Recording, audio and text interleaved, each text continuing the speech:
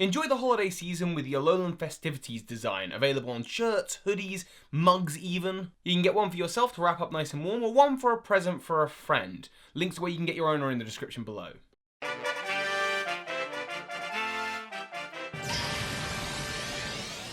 Hey Pokemon Masters, Birdkeepertoby here, and welcome back to another Fact Friday.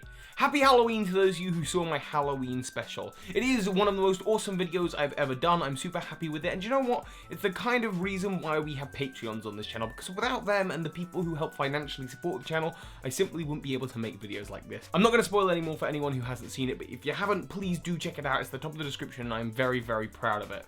Feels kind of odd going from a big video like that to a Fact Friday, which are generally a lot more relaxed, but sometimes you gotta relax. Chill out and just enjoy hearing 20 facts about something in the Pokemon world. And today, that's Team Aqua and Magma. Let's begin! Number 1, Team Aqua and Magma are the first evil team within the games to be going after the power of the legendary Pokemon. That's because prior to them, there was only Team Rocket, and while Team Rocket definitely utilised the power of legendary Pokemon in the manga and the show, in the games that was never their main objective. And thus Team Aqua and Magma began a trend that to this day has not yet stopped, with the villainous teams going after the box art legendaries. Number 2, in the movie Jirachi Wishmaker, the main villain, Butler, is an ex-member of Team Magma, and he actually has his own methods about going and getting a Groudon, and that's using Jirachi's power. It kind of works.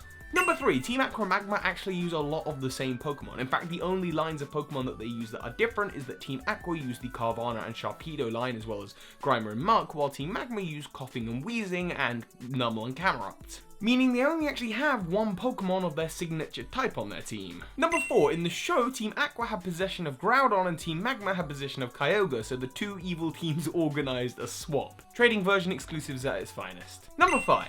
Back to basics. In Pokemon Sapphire version and Alpha Sapphire version, Team Magma are actually good guys trying to stop the evil Team Aqua, and vice versa in Ruby and Omega Ruby. This is the first time that there's a good team in any of the games, and definitely the first time that a good team then later becomes an evil team in a different game. I'm saying first here because while the games aren't out yet, I'm just saying. I'm looking at you, Aether Foundation. Number 6, despite Team Aqua being all about water-type Pokemon and Archie being the leader of that team, none of the Pokemon on his team in Generation 3 are able to learn water-type moves via level up. Number 7, in Omega Ruby version, a grunt in the Team Magma base tells of how Archie and Maxie used to be on the same team once. I wonder what that was called. Number 8, Maxie and Archie are the only evil team leaders that are able to sort of live peacefully after their defeats. This is because Giovanni disappears, and if you see the Celebi event, possibly commits suicide. Cyrus disappears into the distortion world, Getsis loses his mind, and Lysander's pretty dead. Man, the odds are not looking good for you, Guzma. Number 9, in the Black and White games, there is a house called the Grunt's House. I mentioned it in the previous Fact Friday about Team Rocket, how there's a Team Rocket grunt in this house in Icarus City. But in Black and White 2, that grunt has moved out, and a member of Team Aqua and a member of Team Magma have moved in and are living together. That's cute. Number 10, Fact Friday TCG Fact. Just like Team Rocket, Team Magma had a massive impact on the card games, having their original EX set, as well as a newer set called Double Crisis, and full arts that just appear in any old set.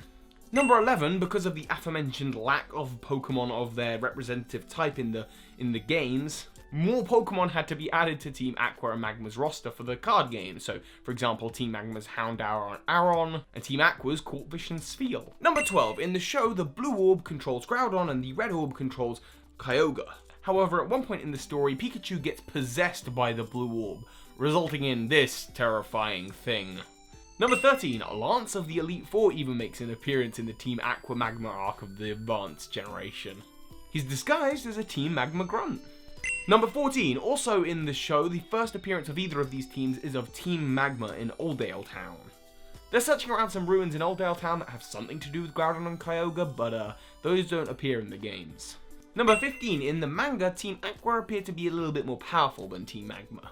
This is because Archie is the host of Hoenn Now TV, so he's able to manipulate the news and cover up the stories about the Team Aqua goings on while highlighting all the atrocities that Team Magma are causing. Number 16, also in the manga, after their bodies have been possessed by the red and blue orbs, Maxie and Archie begin kind of dying, or getting weaker. Anyway, the two have to fight over this armoured suit to keep them alive, and Archie wins. He then becomes known as the Armoured Man. Number 17, however, neither of them perish, including Maxie, and in fact the two appear later on in the Omega Ruby and Alpha Sapphire chapter, and they both reappear in Kanto attacking Bill for the shards of the red and blue orbs. Number 18, have you noticed how the patterns on Groudon's hands and Kyogre's flippers match not only the Omega and Alpha symbols from the Omega Ruby and Alpha Sapphire games, but also the signature letters of the main evil teams? Well, in its regular form, Groudon's hands have the shape of an M on them for Magma, but while in its primal form, it has the O for Omega.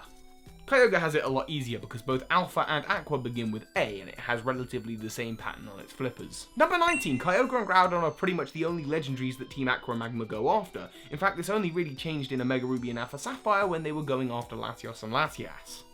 Number 20, now this is Fact Friday, and there's a segment I almost always do and didn't do last week, and you were very upset about it, and that is a shipping fact. Which, by the way, yes, there is totally rocket shipping, count that as a bonus fact for last week. And the biggest shipping fact to do with Team Aqua and Magma is, Maxi X Archie. That is totally a thing. In fact, the internet's gone kinda bizarre for these two. I was actually helped out with this video by both Purple Pippi and Ultra Tom. Who are these two people? Well, they are Pokemon legends. Who are Pokemon legends? Well, you are a Pokemon master. You all are, and we all know that. But Pokemon legends are people who are particularly engaged with my videos in the comments and on Twitter, and they like things and they share them about. And while I'm not able to reply to much on the comments, and I try to reply to everything on Twitter, I do get to see who is interacting the most all the time. I'm very observant and thankful for those of you who do go out their way and take the time to leave comments and leave likes and not just be sort of a behind the scenes viewer but get engaged. And so I've handpicked about 30 or so people, and will be continuing to handpick people until forever, to become Pokemon legends. We have our own little exclusive Discord server where I invite people in and they talk to me, and we have a direct line of communication on to how I can improve the channel and things they'd like to see, and also just to chat and have a good time talking about Pokemon. And they help me with sourcing a lot of the images for this video, so thank you to them, and thank you to those of you who get engaged. I'm also giving Patreons a chance to get involved with this Discord server. In fact, a lot of the Patreon perks have changed. Of course, I've announced it there, but if you're considering becoming a Patreon or are a Patreon currently, please do check those out. Like I say, Patreon is super important and allows me to make things like the last video, so if you've ever considered, giving a little extra to help make content cool, I know I would certainly very much appreciate it, and all the money ends up back into the channel. That's it for this Fact Friday, and I will see you next week with Team Galactic. So hi, Pokemon Masters. This is Ash Ketchum. You just watched a video by Birdkeepertoby. That makes you a Pokemon Master!